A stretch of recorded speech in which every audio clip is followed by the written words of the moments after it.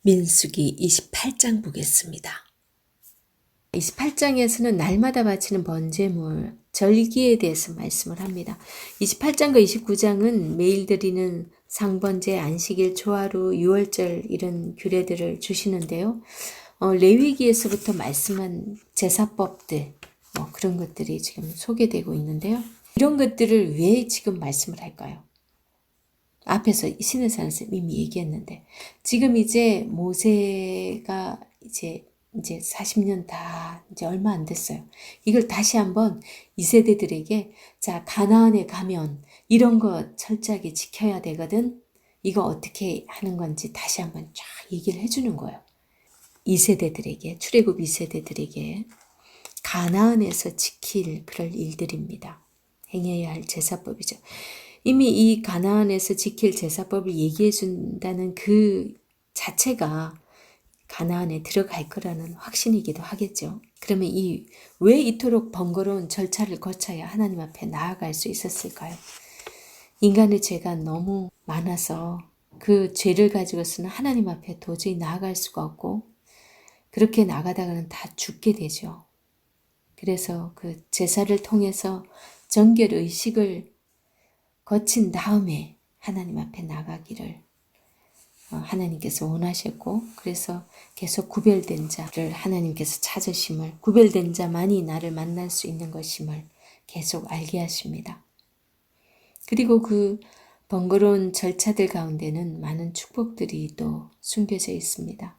그게 뭐냐면요, 죄의 삭은 사망이지만 생명으로 옮겨지는 그 방법을 하나님께서는 예비하고 계셨기 때문이죠. 예수 그리스도의 보혈의 그 비밀을 이 레위기부터 해서 그 제사법에 다 숨겨두고 있었던 거예요. 물론 출애굽하기 전에 마지막 장자재앙 때 유월절 그 일부터도 이미 하나님께서는 예표로 보여주고 있었지만, 지금 계속 그 일들을 이들에게 각인시키고 있습니다. 죄의 삭은 사망이다. 너희들은 죽을 수밖에 없는데 죄값을 치르고 그런 정결 예식을 치렀을 때만이 나한테 나올 수 있다. 죄를 없이 하고. 그걸 계속적으로 구약에서 보여주고 있었다는 겁니다. 그 다음에 29장에서는 7월 1일 초하루, 7월 14일 대속제일, 7월 15일부터 이제 해갖고 이 초하루와 14일 이런 거를 7일간 지키는 그 절기에 대해서 얘기합니다. 그리고 장막절에 대해서 그 방법들을 상세하게 언급해주고 있죠. 이 부분들은 이제 그런 방법들이기 때문에 직접 한번 읽어보시고요. 제가 40절을 한번 읽어보겠습니다. 29장 40절. 모세가 여호와께서 모세에게 명령하신 모든 일을 이스라엘 자손에게 말하니라. 왜 이 말씀들을 하나님께서 모세에게 말한 거를 왜 이렇게 다 일일이 또 얘기를 해줄까요? 그만큼 하나님께서 말씀하신 게 중요한 거고, 그걸 지금 이제 이들에게 각인을 시켜줄 필요가 있었던 거예요. 하나님께서 왜 레위기에서 절기 말씀할 때 뭐라 그랬어요? 절기를 주신 것이 하나님을 만나기 위해서. 그 1년 중에 7번의 절기 중에서는 그들이 하나님께 나오지 않으면 너희들은 백성 중에서 끊쳐지리라 그랬잖아요. 하나님께서는 그만큼 백성들을 만나기를 원하셨어요. 그만큼 하나님은 절기를 기다리시는 거죠. 모든 백성이 다 하나님 앞에 나와서 하나님을 찾고 기억하고, 물론 평소에도 그러길 원하지만 하나님의 그 마음의 표현이죠. 그런 기념하는 일들이 있어야 사람들은 안 까먹어요. 우리가 어쩌다가 진짜 교회 열심히 가다가 한 주만 빼먹어도 좀 두 번째 주 되면 좀 이상하지 않습니까? 그런 것처럼 우리가 계속 안 가다 보면 이제 습관돼가지고 이제 하나님도 잊어버리고 막 세상 사람처럼 그렇게 살아가기 쉽거든요. 그래서 매일, 때로는 매주, 매달 하나님을 기억하고 예배드리는 그런 것이 오늘날까지 이제 이렇게 이어지게 됐는데요. 그만큼 하나님께서 구약에서부터 함께 만나길 원하고 그들이 나오길 원했던 그 마음 때문이었던 거죠. 그런데 대부분 우리가 하나님과 관계가 좋은 사람들은 교회 가는 게 기쁘고 같이 믿는 형제 자매 만나면 참 기쁘고 행복하잖아요. 그죠? 설레이고. 요즘 코로나 때문에 제대로 못 가니까 너무 속상한데 교회 가는 게 꺼려지고 그렇게 또 믿는 사람들과 함께 하는 게 불편한 건 왜 그럴까요? 그 관계가 좋지 않기 때문에. 일단은 하나님 앞에 나가는 게 껄끄럽다? 그거는 일단은 하나님과의 관계가 깨졌기 때문이에요. 약속이 깨졌기 때문이고 죄가 많기 때문이에요. 그래서 사실은 사람과 사람 사이에서도 어떤 사람한테 예를 들어서 내가 약속을 안 지킨 게 있어. 그러면 괜히 그 사람 보고 민망하고 싫잖아요. 그죠? 그런 것처럼 우리가 진짜 하나님 앞에 말씀대로 살지 못하고 그러면은 하나님 앞에 나가는 게 기쁘지 않습니다. 에휴, 참. 우리가 하나님 앞에 말씀대로 잘 살아야 더욱더 그 관계가 온전하게 잘 유지될 텐데 이 세상 가운데 살면 항상 죄는 우리를 잡아당깁니다. 그죠? 그래서 하나님께서는 사람이 하나님과의 그 맺은 약속인 서원을 반드시 지킬 걸 말씀하시거든요. 그 왜 제가 장황하게 이런 얘기를 하냐면 30장에서 서원에 대한 말씀을 하세요. 여성의 서원 규례에 대해서 특히 말씀을 하시는데 서원에 대해서 말씀을 하시는데 한편으로 보면 여성분들은 이런 거 보고 되게 기분 나쁘다 하시는 분도 제가 얘기 들었어요. 왜 그러냐면 자, 결혼하기 전에는 그 여자의 서원은 아버지의 허락 여부에 따라서 그게 꼭 지켜야 되는 거일 수도 있고 무효가 될 수도 있어요. 그런데 결혼하고 나서는 남편의 의사에 따라서 그 서원이 무효가 될 수도 있고 지켜야 될 수도 있고 그런 거예요. 남편이 그 얘기를 듣고도 아무 말이 없으면 그건 지켜야 되는 거라고 그랬어요. 그런데 남편이 그거에 대해서 동의를 안 하면 그 무효가 된다고 그랬거든요. 책임이 더 이상 없는 거죠. 그런데 아버지가 없거나 남편과 이혼한 경우에는 그 서원은 반드시 지켜야 했대요. 이런 규례들을 보면 한편으로는 여자의 신분이 너무 낮아졌다. 너무 낮게 보는 거 아닌가? 여자는 사람이 아닌가? 이런 생각을 할 수 있는데요. 대부분 주석에서 보면 그렇게 해석하지 않고 남자에게 책임감을 많이 떠넘긴대요. 그러니까 연약한 여인들보다도 남자에게 책임감을 주기 위해서 일부러 그래서 가장으로서의 남자의 책임감을 강조하는 부분이라고 대부분 주석이 해석을 하고 있습니다. 그래서 가장은 가족 전체를 책임질 윤리와 도덕적인 모든 책임이 있다는 거 그리고 또 영적인 문제까지도 책임져야 함을 말씀해 주는 것이 이 서원의 문제입니다. 그리고 또 중요한 거는 하나님은 말씀으로 이 땅을 창조하셨잖아요. 그렇기 때문에 우리 믿음의 사람 하나님의 자녀들이 함부로 말을 내는 걸 싫어하세요. 그래서 내 감정적으로 내가 막 은혜 받아가지고 막 앞뒤 재보지도 않고 하나님 제 모든 거 다 바칠게요. 또 때로는 쟤한테 자식을 주면은요 제가 그 자식 하나님한테 바치겠습니다. 이렇게 그때 자기의 간절함 때문에 자기의 그때 감정 때문에 그렇게 함부로 말을 꺼내는 걸 원치 않으세요. 감정적으로 서운하지 마라. 무조건 너가 그걸 입에 뱉으면 약속은 지켜야 돼. 왜냐하면 하나님께서 언약에 신실하신 분이기 때문에 우리도 그 약속을 지키는 사람이 되길 원하셔서 그렇게 말씀을 하고 계십니다. 그 서원 규례 한번 읽어보시고요. 그 다음에 31장에서는요. 미디안과의 전투 이야기가 나옵니다. 하나님께서 미디안에게 여호와의 원수를 갚는 일이 있는데요. 1절 여호와께서 모세에게 말씀하여 이르시되 이스라엘 자손의 원수를 미디안에게 갚으라. 그 후에 네가 네 조상에게로 돌아가리라. 이제 모세가 마지막으로 이 미디안과의 전투를 끝내고 이제 죽게 합니다. 그러면서 모세가 백성에게 말하여 이르되 너와 함께 있는 사람들 가운데 전쟁에 나갈 만한 사람들을 무장시키고 미디안을 치러 보내어 여호와의 원수를 갚되 이스라엘 모든 지파에게 각 지파에서 1000명씩을 전쟁에 보낼지니라 하매 각 지파에서 1000명씩 이스라엘 100만 명 중에서 12,000명을 택하여 무장을 시킨지라. 지금 하나님께서 왜 미디안의 원수를 갚으라 그럴까요? 아까 제가 해석해 드렸죠. 그 25장에서 바알볼 사건에서 보면 미디안의 지도자였잖아요. 그죠?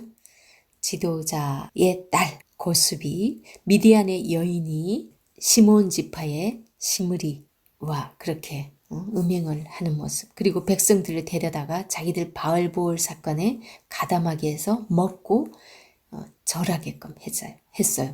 그거는 하나님을 완전 무시하는 행위였고, 그리고 진영에까지 여인을 데리고 들어와서 그 짓을 했잖아요. 그거는 완전 대놓고 하나님을 모독하는 행위라고 제가 말씀드렸어요.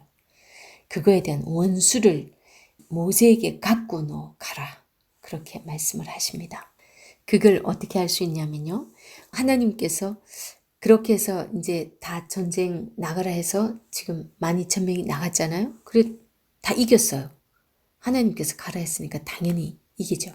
다 이기고 돌아오면서 이게 문제예요. 이 사람들이 막 탈취한 것, 노력한 것, 막 다 빼앗아 오면서 여자들도 또 잡아온 거예요.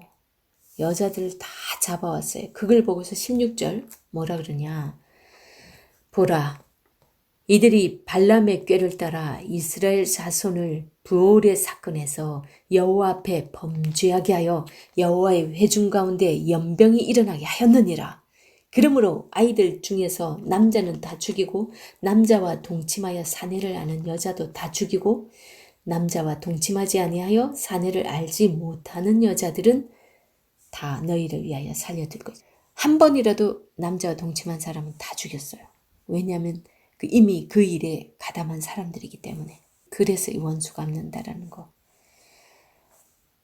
그리고 그 가지고 온 그 탈취물들은요, 골고루 처분을 합니다. 전쟁에 나갔던 12,000명이나 목숨 걸고 싸워서 나간 사람이나, 그리고 전쟁에 나가지 않은 사람은요, 후방에서 또 기도합니다. 이 사람들은. 그래서 목숨 걸고 기도한 제사장과 백성들이나 똑같이 전리품을 같이 나누는, 그게 여기서부터 시작이 돼서 나중에 왜 다윗이 그러니까 토라를 알고 있었던 거죠. 다윗이 그 시글락 공동체에서 그 싸우러 갔다가 나중에 탈취물 가져와가지고 다 나누라 그러잖아요. 그 일이나 이게 지금 여기에서 연유된 거예요. 그리고 32장 요단 동편 땅 분배 이야기입니다. 요단 동편 땅 어느 지파가 거기 머물게 되는지 아시죠? 루벤, 갓, 므낫세 반지파입니다. 므낫세 반은 여기 남고 반은 서편으로 가게 되죠. 1절에서 32절에는 르우벤과 갓 므낫세 반지파가 요단 동편 땅을 달라고 모세한테 이야기를 합니다. 그죠?